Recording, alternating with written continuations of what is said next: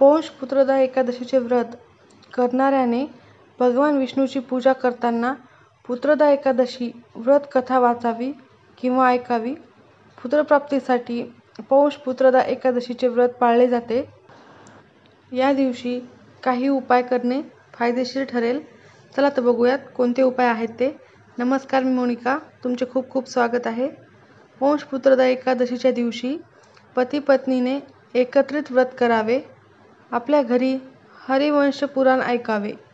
मान्यतेनुसार हरिवंश पुराण श्रवण केल्याने भगवान श्रीहरींचा आशीर्वाद प्राप्त होतो, ज्यामुळे संतती होऊ शकते. महाभारताच्या शेवटीच्या उत्सवाला हरिवंश पर्व किंवा हरिवंश पुराण म्हणतात, त्यामुळे हा उपाय नक्की करा.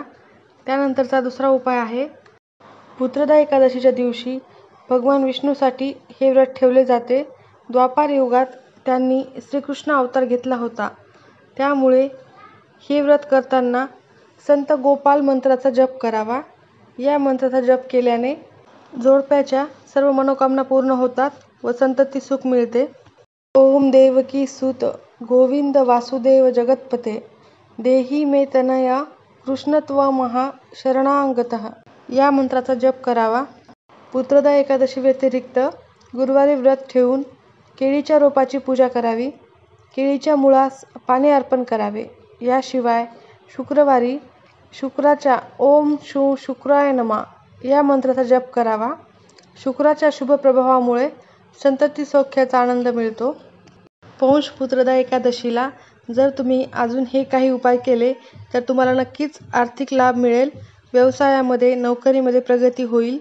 चला तर आपण बघूयात अजून काही उपाय.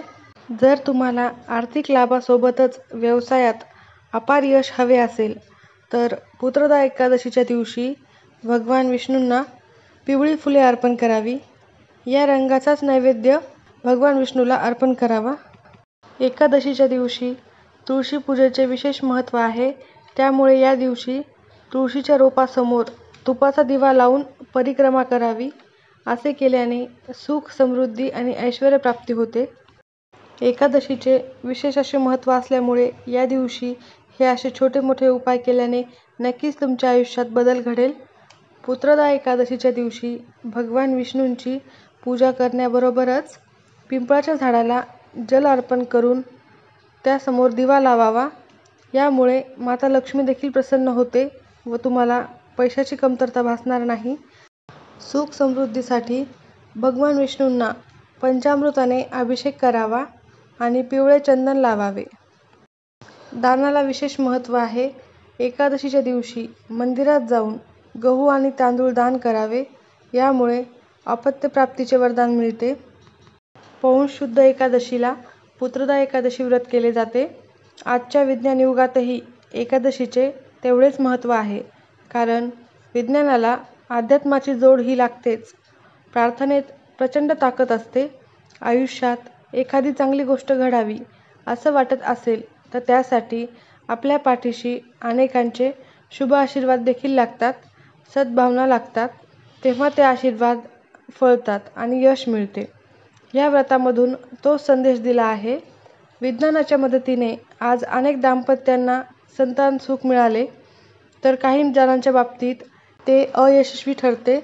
अशा वेळी उपासना कामी येते. ती या व्रताच्या माध्यमातून करावी असे शास्त्रात सांगितले गेले आहे.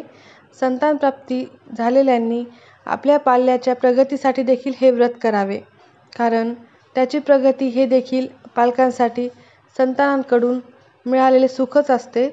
त्यासाठी भगवान विष्णूंची आणि माता लक्ष्मी यांची पूजा करावी. यांचा आशीर्वाद महत्त्वाचा असतो, म्हणून हा व्रतविधी करावा. या दिवशी एकादशीचे व्रत आणि कथा वाचन केल्याने आपण सर्व पापातून मुक्ती होते असे सांगितले गेले आहे. सद्गुणमंडित संतान प्राप्ती होते अशी श्रद्धा आहे. ज्यांना संतान प्राप्ती झालेली नाही अशा लोकांनी भक्तिभावे पुत्रदा एकादशीचे व्रत करावे असे सांगितले गेले आहे. भगवान विष्णूंच्या कृपेने अपत्यप्राप्ती होते अशी भाविकांची श्रद्धा आहे, त्यामुळे हे व्रत नक्की करावे. पुत्रदा एकादशीचे व्रत केल्याने भगवान विष्णू आणि माता लक्ष्मी यांची कृपा प्राप्त होते, म्हणून शक्य झाल्यास भाविकांनी हे व्रत चुकवू नये. मात्र हे दिलेले नियम अवश्य पाळावेत. हे व्रत कसे करायचे? तर हे व्रत करायचे निश्चित केल्यास एकादशीच्या दिवशी सकाळी उठून स्नान करून गंगा मातेचे स्मरण करून तन्मनाने पवित्र व्हावे. त्यानंतर मन शांत आणि एकाग्र ठेवावे. मन शांत ठेवण्यासाठी पोथी किंवा कथा वाचन करावे. देवाची पूजा करावी आणि सत्कार्य करावे. अपशब्द बोलू नये. फलाहाराव्यतिरिक्त अन्य अन्न खाऊ नये. मद्यपान करू नये. मन एकाग्र करून या व्रताशी संलग्न हे नियम आहेत. या नियमाबरोबरच ओम नमो भगवते वासुदेवाय या मंत्राचा दिवसभर जप करावा. संसारात विविध विषयात गुंतलेले मन एकाग्र करण्यासाठी आणि शांत करण्यासाठी एकादशीचे व्रत केले जाते. आपल्या शरीरशुद्धीसाठी आयुर्वेदात जसा लंघनाचा पर्याय असतो तसाच मनाच्या शुद्धीकरणासाठी एकादशी व्रताचा पर्याय अध्यात्मात सांगितला जातो. परंतु उपवासाचे पदार्थ खाऊन, आराम करून, टीव्ही मोबाईलमध्ये अडकून हे व्रत केले जाणार नाही, याची काळजी घ्यावी. त्याचा लाभ कदापिही होणार नाही. औषधाला पथ्याची जोड लागते तसेच औषधाची मात्रा लागू पडते.